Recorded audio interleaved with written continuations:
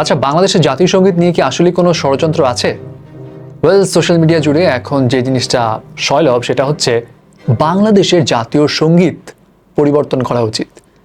কিন্তু আমার কাছে মনে হয় এই জিনিসটা যদি একটা পাকাপোক্ত সলিউশনে আসা উচিত, তাহলে নিউজিল্যান্ডের পথে হাঁটা উচিত।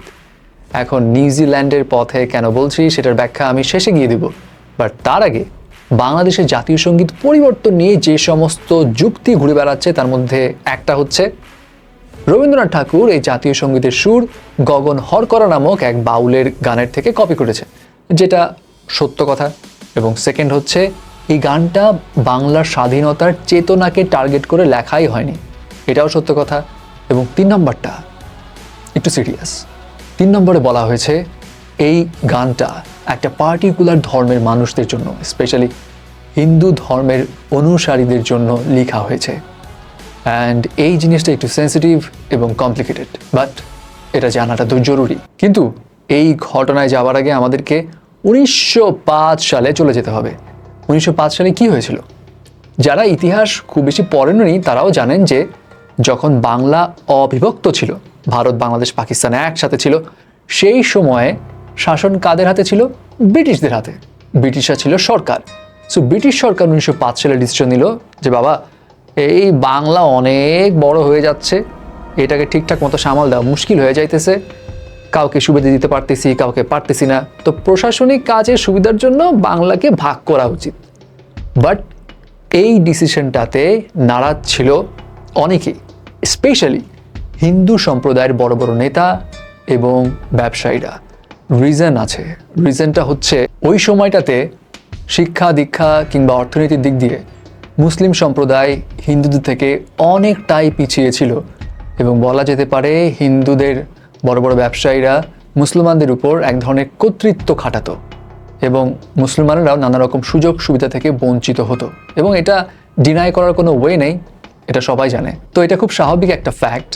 আপনি যদি বড়লোক হন কিংবা বড় ব্যবসায়ী হন, ডেফিনেটলি আপনি চাইবেন না যে আপনার নিচে যে আছে সে আপনার লেভেলে উঠে যাক বা আপনার থেকে উপরে উঠে যাক। এটা হিউম্যান নেচার, কেউ চায় না। মুসলমানরাও যদি ওই জায়গায় থাকতো কর্তৃত্বের জায়গায়, তাহলে তারাও চাইতো না যে তাদের ক্ষমতা হাতছাড়া হয়ে যায়, রাইট?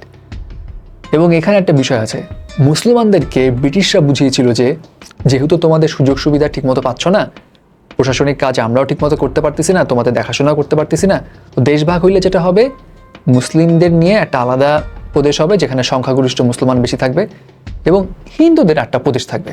কেউ কারোর উপর কর্তৃত্ব খাটাবে না, তোমরা তোমাদের মতো থাকবা, হিন্দুরা হিন্দুদের মতো থাকবে। সো এই বিষয়টাতে অনেক মুসলিমরা রাজি হয়ে গেছিল যে হ্যাঁ, তাহলে তো ভাগ হওয়া উচিত। অ্যাট দ্য সেম টাইম অনেক মুসলমানরা এটাও চেয়েছিল যে ভাগাভাগি না হোক, এতে আরও ঝামেলা বাড়বে। তো যেটাই হোক না কেন, তো বিষয় হলো হিন্দু সম্প্রদায়ের বড় বড় নেতা এবং ব্যবসায়ীরা তারা চাইছিল না যে দেশ ভাগ হোক, এবং তাদের কথা হচ্ছে এটার এগেনস্টে ফাইট করা উচিত, আন্দোলন চালিয়ে যাওয়া উচিত।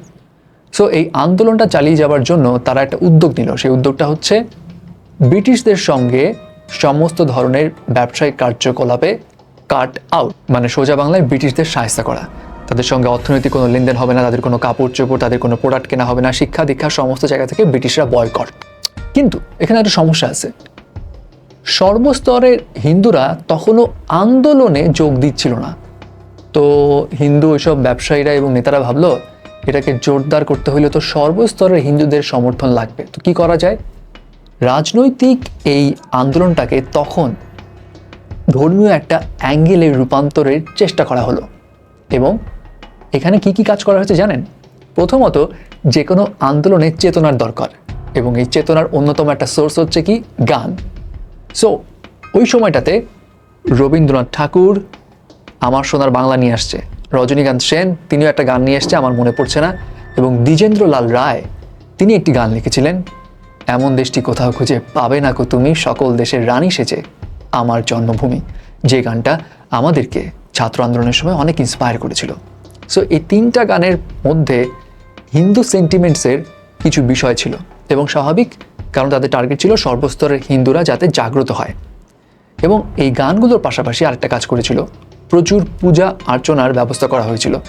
এবং ওই সময়টাতে কলকাতার কালী মন্দিরে একটা পূজার আয়োজন করা হয়েছিল, যেখানে অবিভক্ত বাংলা অর্থাৎ এই মাতৃভূমি বাংলাকে তারা বৃহৎ মাতা হিসেবে কল্পনা করে কালী মাতাকে যেমন শ্রদ্ধা নিবেদন করা হয়, ঠিক সেইভাবে শ্রদ্ধা নিবেদন করে পূজার আয়োজন করা হয়েছিল, যেখানে হাজার হাজার হিন্দুরা উপস্থিত ছিলেন। এখন বিষয় হচ্ছে, এই ধর্মীয় অ্যাঙ্গেলের কারণে একটু ঝামেলা হয়। ঝামেলাটা হচ্ছে, হিন্দু মুসলমানদের মধ্যে এক ধরনের গ্যাঞ্জাম টাইপ তৈরি হয়ে যায়, যদিও পরবর্তীতে সর্ট আউট হয়ে যায়। বাট এরপর কিন্তু আর এই দেশ ভাগের যে বিষয়টা, সেটা ধামাচাপা পড়ে যায় এবং ব্রিটিশরা ফাইনালি 1910 সালে এসে ডিসিশন নিল যে ভাই থাক, দেশ ভাগ আর করবো না, যে যেমনে আসে তেমনে থাক। রিজন হচ্ছে ওই যে হিন্দু নেতারা ডিসিশন নিয়েছিল যে ব্রিটিশদের সঙ্গে কাট আউট সব ধরনের অর্থনৈতিক লেনদেন বন্ধ। সো এতে করে ব্রিটিশরা খুব অর্থনৈতিক লোকসানে পড়েছিল এবং তারা চাপে ছিল। এই কারণে তারা আর হিন্দু সম্প্রদায়কে অখুশি করতে চাইছিল না। কিন্তু পরবর্তীতে যে জিনিসটা জানা যায় সেটা একটু ডেঞ্জারাস। পরবর্তীতে ইতিহাসবিদরা জানায় অ্যাকচুয়ালি ব্রিটিশদের টার্গেট মোটেও এটা ছিল না মুসলমানদেরকে আলাদা প্রদেশ দিয়ে দেশ ভাগের মাধ্যমে সুযোগ সুবিধা দেওয়া। তাদের মেইন টার্গেট ছিল ডিভাইড অ্যান্ড রুল।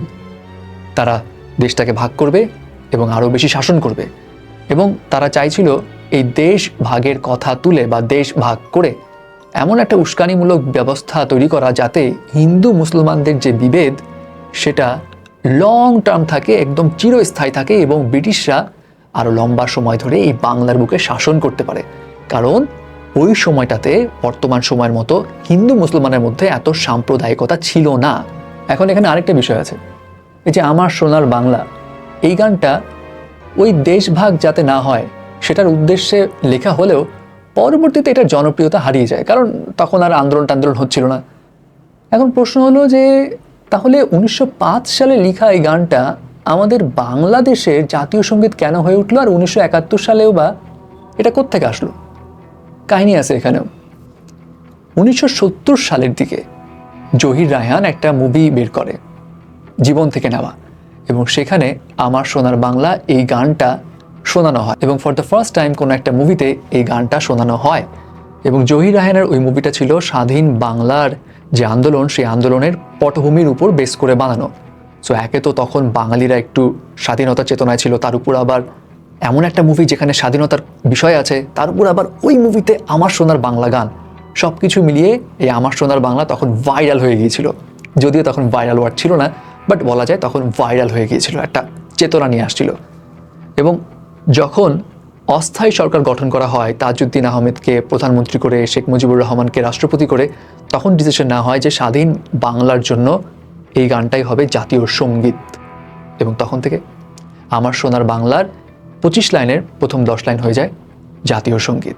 এখন বিষয় হচ্ছে, আমার সোনার বাংলা তো অ্যাকচুয়ালি মুক্তিযুদ্ধের চেতনাকে বেস করে লেখা ছিল না, এটা লেখা হয়েছিল 1905 সালে দেশ বিভক্তির বিরোধিতা করে, এবং আলটিমেটলি 1947 সালে দেশ ভাগ হয়েও যায়। সো এই গানটা আলটিমেটলি ফ্লপ গান বলা চলে, কারণ গানের যে উদ্দেশ্য ছিল সেই উদ্দেশ্য সাধন হয়নি। অ্যান্ড যারা বলছে এটা হিন্দু ধর্মেরই গান, হিন্দু ধর্মেরই গান এটা বলা যাবে না, তবে হ্যাঁ হিন্দু ধর্মের সেন্টিমেন্টকে জাগ্রত করার জন্য এই গানটাকে টুলস হিসেবে ব্যবহার করা হয়েছিল সেই আন্দোলনের সময়। এখন আরেকটা বিষয়, যত যাই হোক গান নিয়ে তো বিতর্ক আছে। সো এমন বিতর্কিত গান আমাদের দেশে কি থাকা ঠিক হবে? থাকা উচিত, এবং নিউজিল্যান্ডের ওয়ে ফলো করে এটাকে রাখা উচিত। কেন রাখা উচিত সেটা বলি। রাখা উচিত এই কারণে, একটা দেশের জাতীয় সঙ্গীত কি কাজ করে, সেই দেশটাকে গ্লোবালি রিপ্রেজেন্ট করে, গ্লোবালি একটা রিকগনিশন দেয়, তাই না? তার হিস্ট্রি, তার কালচার, এটাকে তুলে ধরে। তো জাতীয় সঙ্গীতটা আপনি খেলার মাঠে তো মিউজিক শুনতেই পান, তাই না? সো ভিন দেশের মানুষজন এই জাতীয় সঙ্গীতের লাইন না বুঝলেও এই মিউজিকটা শুনে কিন্তু ঠিকই বুঝতে পারে, হ্যাঁ বাংলাদেশ ওখানে আছে, বাংলাদেশকে রিপ্রেজেন্ট করছে। এত বছর ধরে আমরা এই গান গেয়েছি, এই গান শুনেছি, সো এই গানটা হুট করে চেঞ্জ করলে গ্লোবালি রিকগনিশন নতুন কোনো গান দিয়ে নিয়ে আসা বাংলাদেশের জন্য একটু টাফ হয়ে যাবে।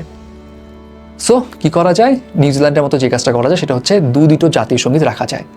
নিউজিল্যান্ডে দুটো জাতীয় সঙ্গীত আছে। নিউজিল্যান্ড যখন ব্রিটিশ রাজাদের শাসনের আন্ডারে ছিল তখন তাদের একটা জাতীয় সঙ্গীত ছিল, এবং এরপর যখন তারা ইন্ডিপেন্ডেন্ট স্বাধীন হয়ে যায় তখন তাদের আরেকটা জাতীয় সঙ্গীত হয়, এবং এই দুটো জাতীয় সঙ্গীত তারা ডিফারেন্ট ওকেশনে বাজিয়ে থাকে।